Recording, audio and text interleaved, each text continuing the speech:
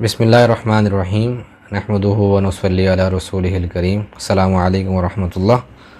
الحمدللہ آج ہم لوگ ایک اور زبردست واقعے کے ساتھ حاضر خدمت ہوئے ہیں، اور یہ بھی فضائل اعمال میں سے ہی ہے، اور حضرت بلال رضی اللہ تعالیٰ عنہ کا ہم واقعہ آج پڑھیں گے۔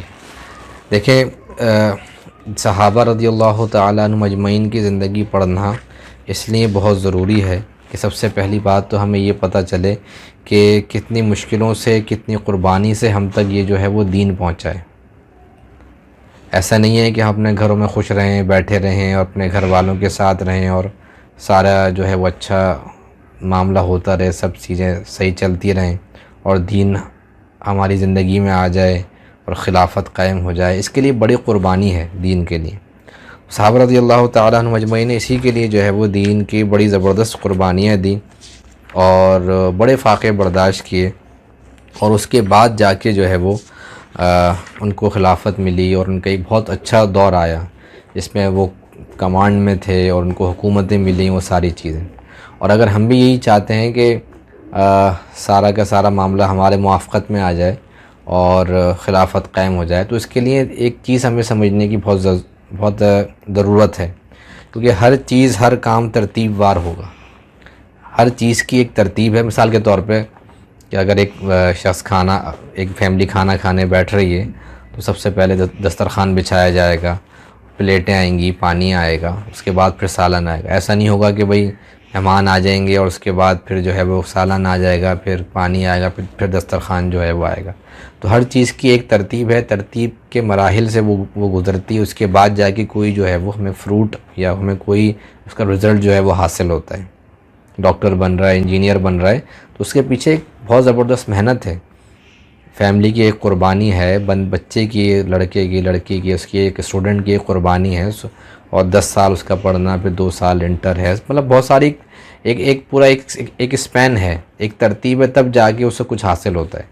تو خلافت جو اتنی بڑی چیز ہے کہ اللہ تعالیٰ ہمیں ایسے ہی دے دے گا، تو اس کے لیے جو ہے وہ صحابہ رضی اللہ تعالیٰ عنہ مجمعین کی قربانی کو پڑھنا، دیکھنا کہ کیسے انہوں نے جو ہے وہ قربانی دے کے یہ ساری چیزیں جو ہے وہ حاصل کی۔ پہلی بات تو یہ، اور دوسری بات یہ کہ صحابہ رضی اللہ تعالیٰ عنہ مجمعین کی سادگی، ان کی زندگی کیسی جو ہے وہ سادہ تھی، وہ کیسی سادگی اس کے ساتھ زندگی گزارا کرتے تھے۔ مختلف واقعات ہیں، انشاءاللہ کوشش کریں گے ہر ایک واقعے کی ویڈیو ضرور بنے، تاکہ جن لوگوں تک یہ فضائل اعمال کے واقعات نہیں پہنچ سکے، یا بہت سے لوگوں کو آج کل ایک مسکنسیپشن بھی ہے کہ فضائل اعمال میں بہت جو ہے ضعیف واقعات ہیں، ضعیف قصے ہیں، اور تو وہ چیزیں بھی ان تک پہنچ سکیں، تاکہ وہ خود تحقیق کریں کہ یہ واقعی باتیں صحیح ہیں یا غلط ہیں، اور وہ خود تحقیق کریں گے تو پھر فائدہ ہوگا۔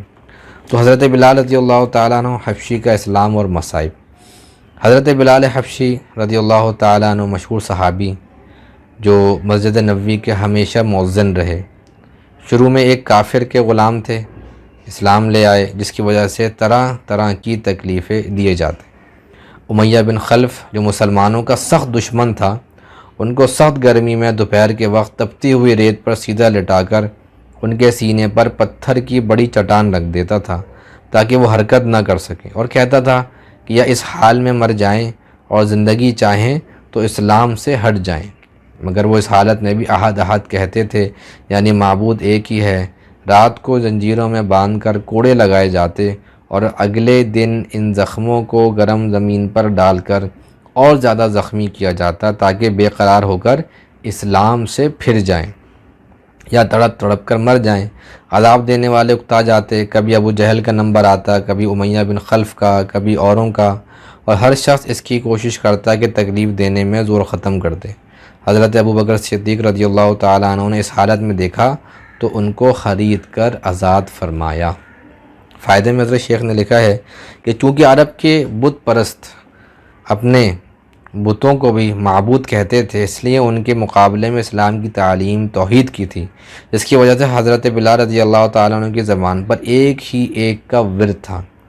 یہ تعلق اور عشق کی بات ہے، ہم جھوٹی محبتوں میں دیکھتے ہیں کہ جس سے محبت ہو جاتی ہے اس کا نام لینے میں لطف آتا ہے، بے فائدہ اس کو رٹا جاتا ہے، تو اللہ جل شانہ کی محبت کا کیا کہنا، جو دین اور دنیا دونوں جگہ کام آنے والی ہے۔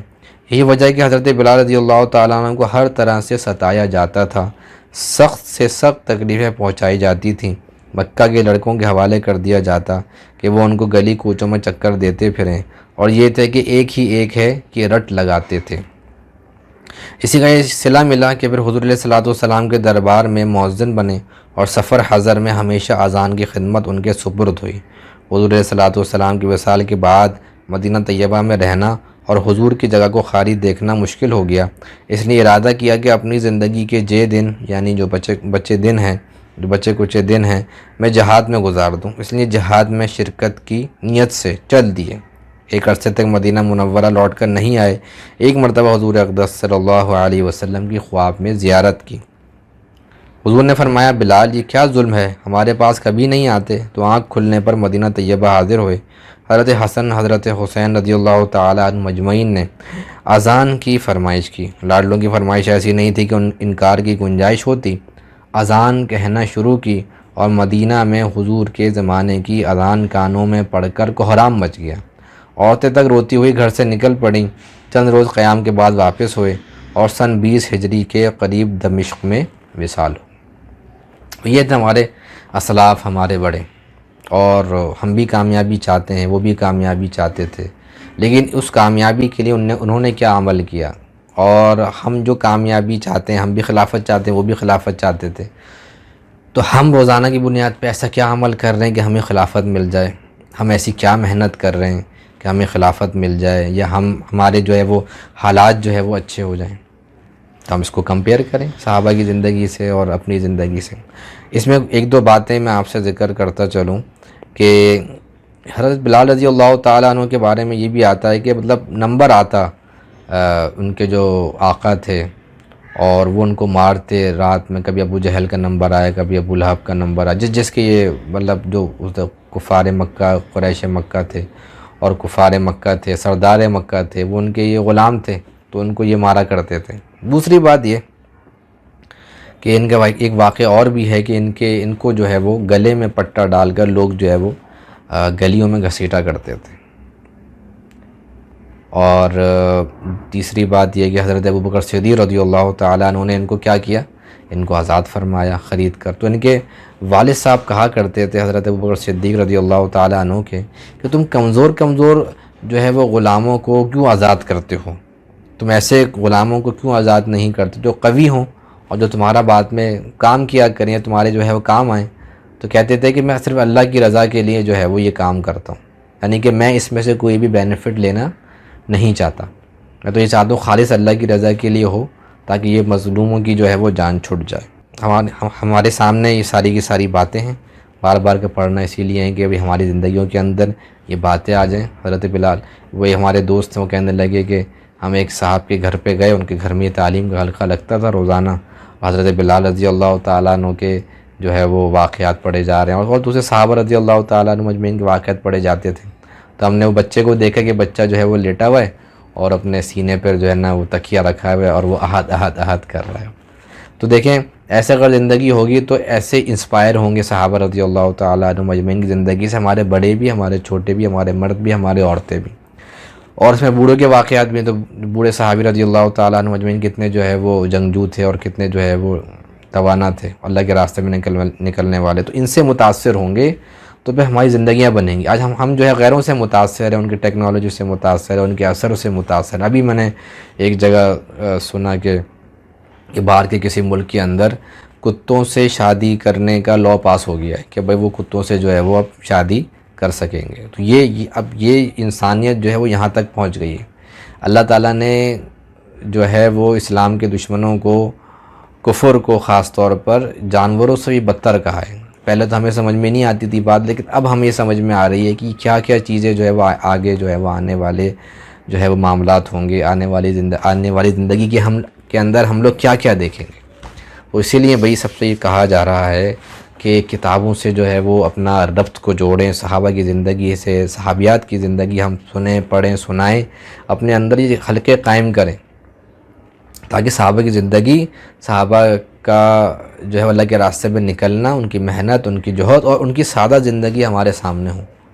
آج ہم مختلف الحمدللہ علاقوں میں جانا ہوتا ہے، تبلیغی مقاصد کی وجہ سے اور سفر کی وجہ سے، تو ہم لوگ خصوصاً KPK میں اور ایسے علاقوں میں دیکھتے ہیں کہ ان کی بڑی سادہ زندگی ہے. ان کے لیے برانڈ کا کپڑے برانڈ کا ہونا اور گھڑی ہونا اور جوتے ہونا اور اچھے کپڑے ہونا، یہ ان کے لیے چیزیں معنی نہیں رکھتی. اور یہ نہیں ہے کہ وہ لوگ کوئی گندے رہتے ہیں.